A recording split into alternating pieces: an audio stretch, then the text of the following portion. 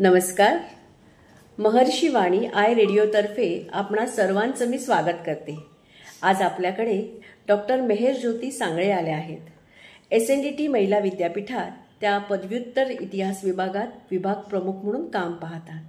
त्यांचा विषय आहे भारतरत्न महर्षी कर्वे एक समाजसुधारक. मी मॅडमना विनंती करते की त्यांनी सुरुवात करावी. भारतरत्न महर्षी धोंडो केशव कर्वे हे एक द्रष्टा समाजसुधारक, अग्रणी भारतीय शिक्षणतज्ज्ञ, विचारवंत आणि महिलांच्या हक्कासाठी कार्यरत होते. भारतीय सामाजिक सुधारणेचे ते प्रणेते होते. त्यांचे उल्लेखनीय जीवन आणि वारसा अनेक पिढ्यांना प्रेरणा देत आहे. कर्वे यांनी आपले जीवन सामाजिक अनिष्ट प्रथांना आणि अन्यायाला आव्हान देण्यासाठी समर्पित केले होते. स्त्री शिक्षण आणि विधवा पुनर्विवाह या क्षेत्रात त्यांचे महत्त्वपूर्ण योगदान आहे. कर्वे यांचा जन्म महाराष्ट्रातील रत्नागिरी येथे 18 एप्रिल 1858 मुरुड येथे झाला. त्यांचे वडील केशव भट्ट कर्वे आणि आई लक्ष्मीबाई कर्वे होते. त्यांचे बालपण अत्यंत गरिबीत गेले. ते परंपरावादी चित्पावन ब्राह्मण कुटुंबातील होते. त्यांचे प्राथमिक शिक्षण हे मूळ गावी जरी झाले असले तरी त्यानंतर मुंबईच्या एल्फिस्टन कॉलेजमधून 1877 त्यांनी मॅट्रिकची परीक्षा दिली. त्यामध्ये ते उत्तीर्ण झाले. 1884 विल्सन कॉलेजमधून गणित विषय घेऊन ते पदवीधर झाले. गरिबीमुळे त्यांनी त्यांच्या शिक्षणाबरोबरच दुसऱ्या विद्यार्थ्यांच्या शिकवण्यासुद्धा घेत होत्या. प्रथमपासूनच त्यांनी स्त्रियांना शिक्षण दिले पाहिजे असे त्यांना वाटत होते. त्यावर त्यांचा प्रथमपासून विश्वास होता. याचाच अर्थ जेव्हा जेव्हा ते गावी जात होते सुट्टीसाठी तेव्हा तेव्हा ते आपली बहीण आणि पत्नी या दोघींनाही स्वतः शिकवत होते. 1891 पुणे येथील फर्ग्युसन महाविद्यालयामध्ये गणिताचे प्राध्यापक म्हणून त्यांची नियुक्ती झाली आणि 1914 ते तिथून निवृत्त झाले. स्त्रियांचे जीवन पितृसत्ताक समाजामध्ये अनेक सामाजिक, सांस्कृतिक रीतिरिवाज आणि अनिष्ट प्रथा आणि परंपरा यामुळे त्यांचे सामाजिक स्थान दुय्यम झाले होते. बहुपत्नीत्व, पडदा पद्धत, बालविवाह, हुंडा पद्धती, सती प्रथा, कठोर वैधव्य आणि लवकर मातृत्व किंवा बालक माता यासारख्या स्त्रियांच्या सामाजिक क्रूर प्रथा लादल्या होत्या. भारताच्या इतिहासामध्ये 19वे शतक हा एक महत्त्वाचा आणि अर्थपूर्ण कालखंड मानला जातो. महाराष्ट्र आणि बंगालमध्ये महिलांच्या सक्षमीकरण आणि उन्नतीसाठी अनेक समाजसुधारक कार्यरत होते. महात्मा फुले, सावित्रीबाई फुले यांचे कार्य आणि विचार समाजातील तळागाळातील लोकांपर्यंत जागृत करण्यासाठी समाजसुधारक प्रयत्नशील होते. तत्कालीन वृत्तपत्रांमध्ये या स्त्रीदास्य आणि परावलंबी जीवन, विधवांचे खडतर आयुष्य, विधवा पुनर्विवाह या आणि इतर अनेक विषयावर चर्चा, विशेष लेख आणि विश्लेषण अशी माहिती प्रकाशित झाली होती. सर्वसामान्य लोकांपर्यंत ही माहिती पोहोचवण्यासाठी आणि त्यांना जागृत करण्यासाठी वर्तमानपत्रातून अनेक लेख प्रदर्शित करण्यात आले होते. इंदू प्रकाश या वर्तमानपत्रात त्या काळात अनेक मान्यवरांनी आपले विचार व्यक्त केले होते. हे सर्व विचारविंठन इतर लोकांना प्रभावित करत होते. महात्मा फुले, सावित्रीबाई फुले, पंडित विष्णू शास्त्री, पंडित ईश्वरचंद्र विद्यासागर, हर्बर्ट स्पेन्सर अशा मान्यवरांच्या विचारांचा प्रभाव महर्षी कर्वे यांच्यावर झाला होता. महर्षी कर्वे महिला शिक्षण आणि सक्षमीकरणासाठी त्यांनी स्वतः पुढाकार घेतला. महर्षींना अण्णा या नावानेही ओळखत असत. कर्वे यांचं आत्मवृत्त या आत्मचरित्रामध्ये त्यांचे विचार आणि अनुभव याबद्दल ते मौल्यवान अंतर्दृष्टी देतात. महर्षी कर्वे यांचे ठाम मत होते की भारतामध्ये महिला सक्षमीकरणासाठी शिक्षण अत्यंत आवश्यक आहे. या सामाजिक प्रथा संबंधित जनजागृती करण्यासाठी फक्त स्त्री शिक्षणानेच होऊ शकते असे त्यांचे म्हणणे होते. शिक्षणामुळे लग्नाला विलंब होऊ शकतो आणि मातेचे आरोग्य सुधारू शकते असा विश्वास त्यांना होता. शिक्षणामुळे स्त्रियांमध्ये प्रचलित असलेल्या अंधश्रद्धा आणि अज्ञानाचे उच्चाटन होऊ शकते, ज्यामुळे त्यांना अधिक जागरूक नागरिक बनवले जाऊ शकते. त्यांच्या आत्मचरित्रात कर्वे ते असे विचार मांडतात की स्त्रियांना कनिष्ठ आणि दुय्यम दर्जा म्हणून वागणूक दिली, पितृसत्ताक नियमांच्या अधीन केले गेले आणि त्यांचे मूलभूत अधिकार नाकारले. स्त्री शिक्षणच त्यांना मुक्त करू शकते असा विश्वास कर्वे यांना होता.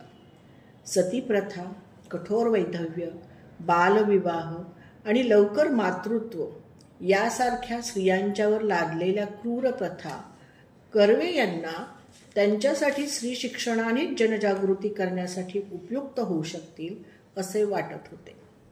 कर्वे त्यांच्या आत्मचरित्रात म्हणतात की स्त्रियांचे शिक्षण ही केवळ लोकोपयोगी कार्य नसून ती राष्ट्राची गरज आहे.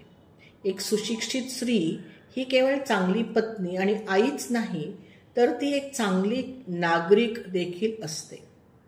महिलांसाठी समान शिक्षणाच्या संधीवर त्यांचा विश्वास होता. त्याच प्रयत्नातून हिंगणे स्त्री शिक्षण संस्था 1884ला त्यांनी स्थापन केली. त्यानंतर महिलाश्रम हायस्कूलची स्थापना 1896ला झाली. या दोन्ही संस्थेचा विस्तार आणि संलग्नता ह्याच्यातून त्यांनी महिलाश्रम महाविद्यालयाचा विस्तार केला आणि ते मुंबई विद्यापीठाशी, त्या काळातील बॉम्बे विद्यापीठाशी संलग्न केले. 1916मध्ये कर्वे यांनी स्वतंत्र महिला विद्यापीठाची कल्पना केली. त्यांनी ब्रिटिश अधिकारी आणि दानशूर लोकांना त्यांच्या दृष्टीला आणि विचाराला पाठिंबा देण्यास पटवून दिले. 2 जुलै 1916 रोजी महर्षी कर्वे यांनी उदार हस्ते देणगी देणाऱ्या समाजसेवी दामोदर ठाकरसी यांच्या पत्नी नाथीबाई यांच्या नावावर असलेल्या श्रीमती नाथीबाई दामोदर ठाकरसी म्हणजे SNDT महिला विद्यापीठाची स्थापना केली. हे महिला विद्यापीठ आशिया खंडातील पहिले विद्यापीठ होते. कर्वे यांच्या चिकाटीने आणि दूरदृष्टीने आशिया खंडात स्त्री शिक्षणासाठी एक ऐतिहासिक संस्था निर्माण केली. 1936मध्ये त्यांनी हे स्त्री शिक्षण गावोगावी पोहोचवण्यासाठी महाराष्ट्र ग्राम प्राथमिक शिक्षा समिती स्थापन केली आणि त्या अंतर्गत विविध गावांमध्ये जाऊन त्यांनी 40 प्राथमिक महाविद्यालये स्थापन केली. अशा प्रकारचे स्त्री शिक्षणाचे कार्य चालू असतानाच त्यांनी विधवा पुनर्विवाहाचे कार्यही हाती घेतले. जसे आधी म्हटल्याप्रमाणे विधवांची स्थिती अत्यंत दयनीय होती. पुरुष आणि विवाहित महिलांच्या द्वारे विधवांना शाब्दिक, मानसिक, शारीरिक, भावनिक अत्याचाराला प्रतिदिन सामोरे जावं लागत होते. बालविवाहामुळे विधवांचे अत्यंत प्रमाण वाढले होते. जर आपण जनगणनेचा अधिकार घेतला तर इसवी सन 1881च्या जनगणनेनुसार 0 ते 9 वर्षांच्या मधील विधवांची संख्या 80,000 होती. वय वर्ष 10 ते 14 वर्षांमधील विधवांची संख्या 3,08,000 होती. महर्षी कर्वे यांनी भारतातील विधवांचे जीवन सुधारण्यासाठी अथक परिश्रम केले. अण्णा कर्वे यांनी त्यांच्या जीवन काळामध्ये अनेक विधवांचे जीवन आपल्या मित्र परिवारामध्ये आणि समाजामध्ये जवळून पाहिले होते. 12 जून 1883मध्ये विधवांची केसरी वर्तमानपत्रामध्ये एक कविता प्रकाशित झाली होती. कर्वे ही कविता मित्रांच्या अनेक समारंभात गात असत आणि त्यातून जनांचं जागृती करण्याचं कार्य ते करत असत. विधवा पुनर्विवाह करणे आणि करून देणे हे एक पवित्र कार्य आहे असे त्यांना वाटत होते. कर्वे यांचे मत असे होते की विधवा पुनर्विवाह हा धर्म किंवा जातीचा प्रश्न नाही, तो मानवतेचा प्रश्न आहे. एखाद्या स्त्रीला फक्त तिचा नवरा मरण पावला म्हणून एकाकीपणाचे आणि दुःखाचे जीवन का भोगावे लागेल? पारंपरिक नियमांना आव्हान देत विधवा पुनर्विवाहासाठी जोरदार मोहीम त्यांनी राबवली. त्यांच्या प्रथम पत्नीच्या मृत्यूनंतर त्यांनी निश्चय केला होता की जर त्यांनी पुनर्विवाह केला तर ते विधवेबरोबरच करतील. त्यासाठी त्यांनी त्यांचे मोठे भाऊ आणि आईची परवानगी घेतली होती. त्यांचे मित्र नरहरपंत जोशी यांच्या 23 वर्षाच्या गोदूबाई विधवेशी त्यांनी पुनर्विवाह केला. विचार आणि कृती यातून समाजासमोर आपला एक आदर्श ठेवला. मुंबईमध्ये विधवांसाठी त्यांनी 1896 मध्ये महिलाश्रमाची स्थापना केली. त्यामधून महिलांना, विधवांना त्यांनी घर आणि शाळा हे दोन्ही उपलब्ध करून दिले. आर्थिक सक्षम करण्यासाठी महिलाश्रमामध्ये नर्सिंग आणि हस्तकला यासारख्या कौशल्याचे प्रशिक्षण त्यांनी सुरू केले. विधवांना व्यावसायिक प्रशिक्षण देऊन त्यांचे आर्थिक स्वातंत्र्य प्राप्त करण्यासाठी प्रयत्न केले. विधवा कल्याणासाठी त्यांनी अनेक उपक्रम राबवले. उदाहरणार्थ 1907 मध्ये त्यांनी संतवन ही संस्था स्थापन केली. या संस्थेमध्ये निवारा, अन्न आणि शिक्षण इत्यादी विधवांसाठी त्यांना उपलब्ध करून दिले.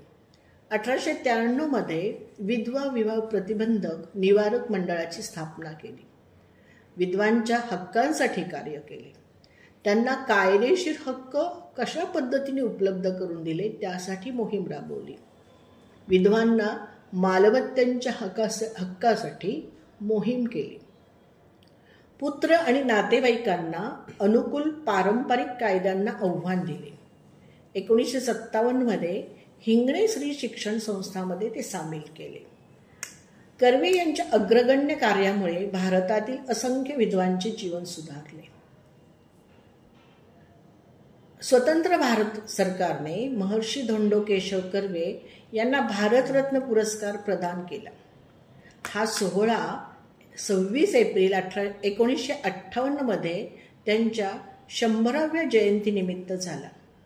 हा पुरस्कार भारत सरकारने विशेषतः डॉक्टर राजेंद्र प्रसाद राष्ट्रपतींद्वारे प्रदान केला होता. महिला शिक्षण आणि सामाजिक सुधारणांना चालना देण्यासाठी त्यांनी केलेल्या असामान्य कामगिरीची दखल घेऊन हा पुरस्कार महर्षींना देण्यात आला होता. महर्षी धोंडो केशव कर्वे यांचे वर्णन भारताचे पहिले पंतप्रधान पंडित जवाहरलाल नेहरू अशा पद्धतीने करतात की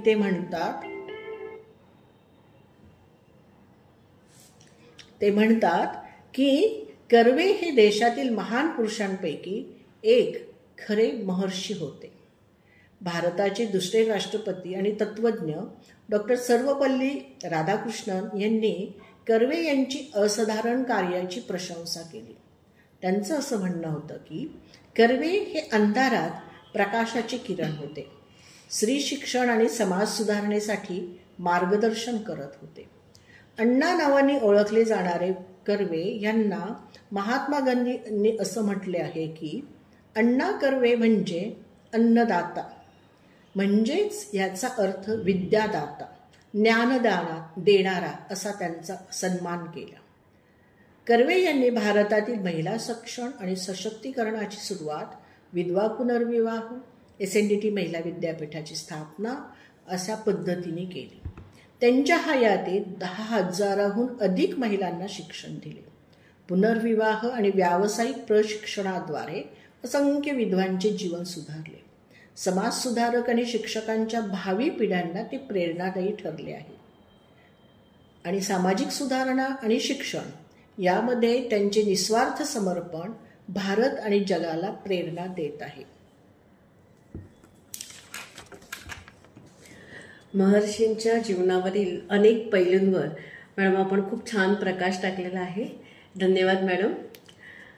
पुन्हा भेटूया पुढल्या भागात.